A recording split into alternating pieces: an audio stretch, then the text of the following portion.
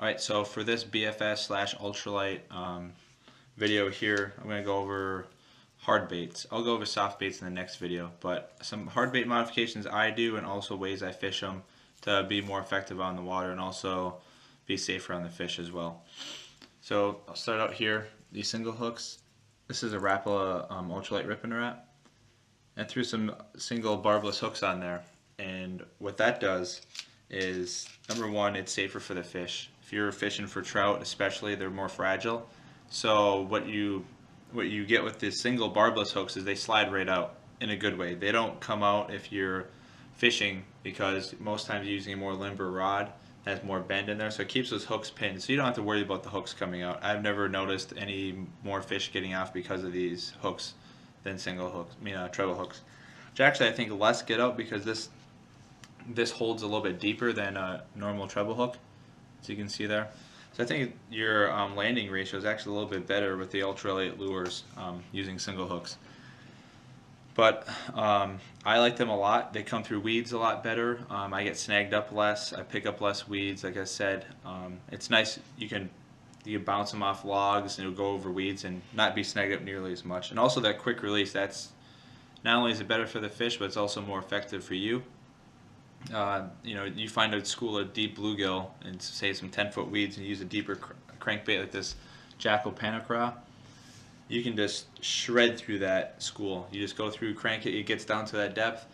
The bluegill hit it. You bring up that fish. You unhook it. You throw it in the live well, or you throw it back, whatever you want to do, and you're right back casting. Same thing. You're not messing around with live bait. You're not messing with waiting for a little finesse lure to drop down, and they will hammer it. Bluegill will hammer. Even this crankbait here. This is a Rapala ultralight series. This is the crank. Bluegill will hammer that too. So I am a big fan of hard baits for bluegill, and I know especially up where I live, they're never used. Also, these little tiny jerk baits too. Those are good for trout. I've caught brook trout on that.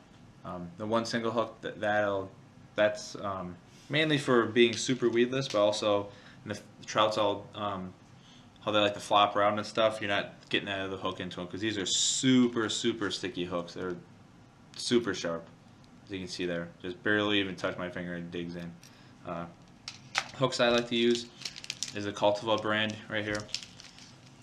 I'll get a close-up shot of that, and also there'll be a link down below for these hooks. They're from Japan. They're super sharp, and they're actually very nicely priced. Like this pack of 12 is the number 8, and I'll go over what size hooks I use for what size lures, but it's $4.50 for a pack of 12 of them, which is a pretty good deal. They're a nice quality hook. This is probably the lure I've had single hooks on the longest, and those are still sticky sharp like the day I bought them, just super sharp. And I've caught hundreds of bluegill on that lure alone. Alright, so there is a difference between these hooks that I use. These are both number 8 size. The only difference is that these ones are for minnows, so this is going to be like your crankbaits and little jerkbait, stuff like that. See how the eye of the hook is flat there? It's in line with the shank of the hook. That's so it sits right, so it sits like that. These spoon ones, they're a little bit different. They got the eye of the hook is perpendicular to the shank. As you can see there, it's like sideways almost. That's so it sits better on a spoon. So when that spoon's going through the water, it goes through a lot better. It's not sticking out as much. All right, something else I like to do. I like to use snaps like this. So these are this is the old ones I used to use. That's pretty small, right? These are the new ones I use now. That small. Let's check out this. This is I'll put one of these and one of these each on a lure so you can see the difference. Alright, and here, this is a micro ball bearing swivel, as you can see right here. For you guys that like to use spinners, that'll help you out big time. And on bait casting gear, you get a little bit less of that line twist, but definitely on spinning gear, I'd recommend those. Those are the Cultivar micro snap swivels. Those again are on finessefishing.com, and with a hyphen between finesse and fishing. A link to that would be down below to the website. Alright, so here, these are the number 8 hooks. I'm gonna show you real quick how to quickly switch out hooks without using split ring pliers. It's ultralight minnow 4. I like these small little shallow running crankbaits for trout and also bluegill as well when they're hitting up on top. Buzz one of these past, you get a lot of them. So basically what I do is I get the hook prepped. So all I do, I have thick fingernails, so all I do is shove my nail in there, shove my fingernail in there, slide the hook over. See how it's wedged like that? Just move it a little bit down. Now take your new hook. Remember, these are the plug ones, so they have the flat eye on there. And plan out which way you're going to do it first. So you want it to sit backwards, so make sure you plan it to go this way. Now all you're going to do is hold both the hooks and just keep sliding around the ring.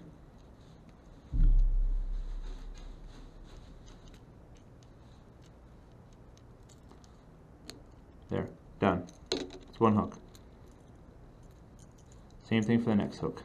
So find one of those edges, shove your nail in there, slide the hook up just like that. So you get it started a little bit. Grab this new hook. Remember, plan it out which way. You want the points toward the back. Slide that in there.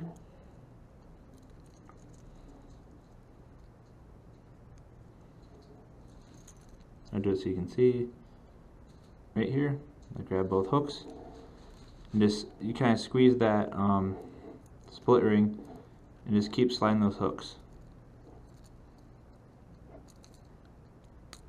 There, done. Is that quick? That's less time than you take unhooking a fish with treble hooks. There are 2 single hooks. Like I said, these are number 8s. If I was using the bigger size, I do have a bigger size. Oh, it's kind of messed up with a 6 size. I might use a number 6 hook, but that's it. Alright, so you saw how easy that was to change this lure out to single hooks. Less time than it would take to unhook a fish with treble hooks with barbs. So I strongly urge the swap. It's pretty cheap. Like I said, these cultivar hooks right here, you get 12 of them in the number 8. You get 11 of them in the number 6.